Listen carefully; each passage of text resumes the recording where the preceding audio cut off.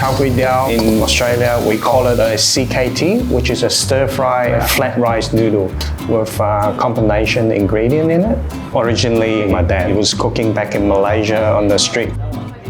Dad say, well, sons, that's your early wheels, which is the secret recipe of cooking the CKT. And I took it, and here I am. I'm Uncle Lai. We run a shop in Goldthread, Brisbane, Australia. And it's third generation CKT. Char Kway Teow is coming from Youtiao. And I'm proud to be Youtiao.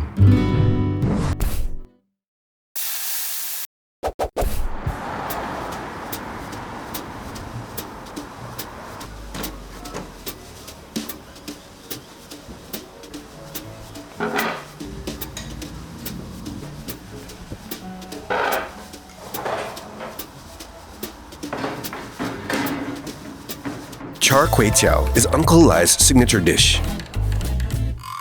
In the 1800s, this dish traveled with the Teochew diaspora to Singapore and Malaysia. Lai's family was one of the many that moved to Malaysia. His dad and his cousin were street hawkers that specialized in the dish. The special of the Char Kway Teow has been passed down from my uncle to my dad and to me. Even I travel through a lot of West Malaysia street food. I can't find a taste as similar to my dad's secret recipe sauce. It's so unique. Why is it secret? Because it's secret. I can't tell you that.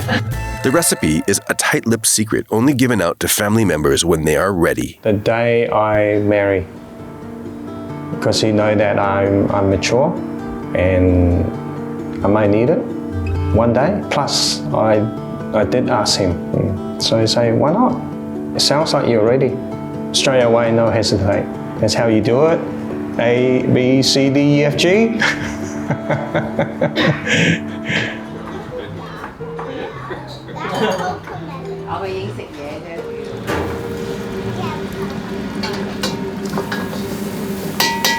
You heat your wok and then you put in the oil and then you put your chicken, prawns, and then let it stir a bit and then you put in your pork lard just to generate that flavor. And then you pour your noodles in and give that a good stir.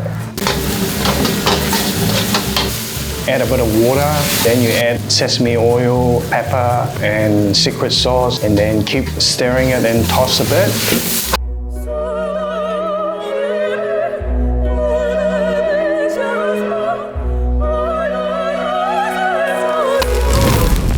And then you put your caramel sauce in it.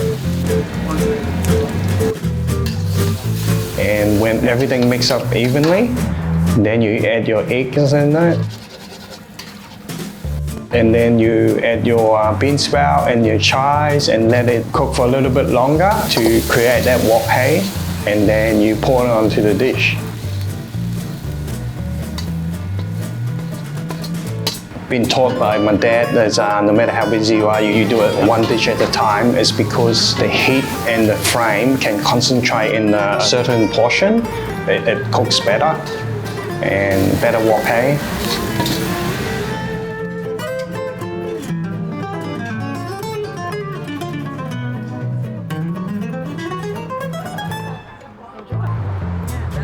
When you put it in your mouth, it feels like the smooth sensation, the crunchiness from the bean sprout, of course the pork lard, and then the chive sort of balance it out with the taste and take you to another level.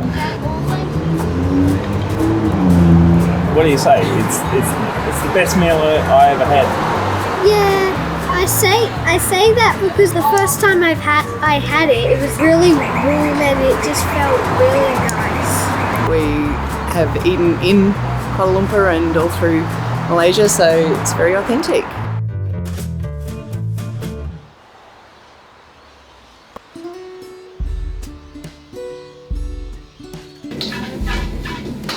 When I was a child, I was helping him in the streets and passing the food or collecting money. Every night it's full. A lot of truck driver, they stop by, they come and order the takeaway until they say sold out. Lai's aunt was the first one in the family to leave Malaysia for New Zealand. Soon after, Lai's dad followed her.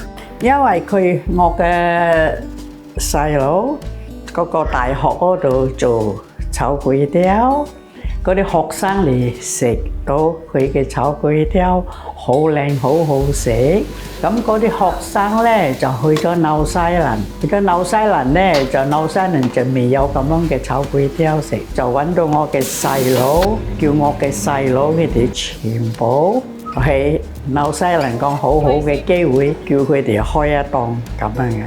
Their business is a success in New Zealand. I was a tradie.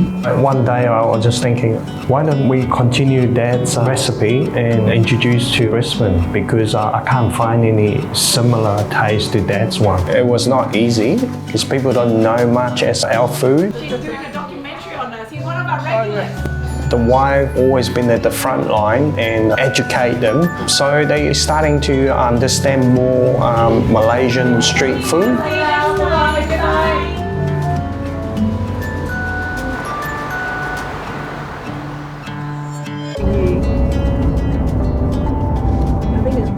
Despite the distance, Lai's family and his aunt are still close. She visits him often in Brisbane. She's always visit us whenever she feel like it.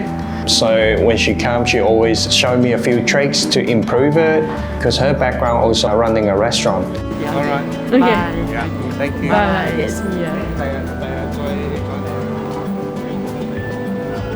Can you describe what part food has played in your family? It recharges you and bring the family together while you're having your dinner. You know, it's a good to hold everyone together, and you're just happy and satisfied. Next time on Mean Street Gourmet, we head to Toronto to visit the spicy world of Jamaican-Chinese food.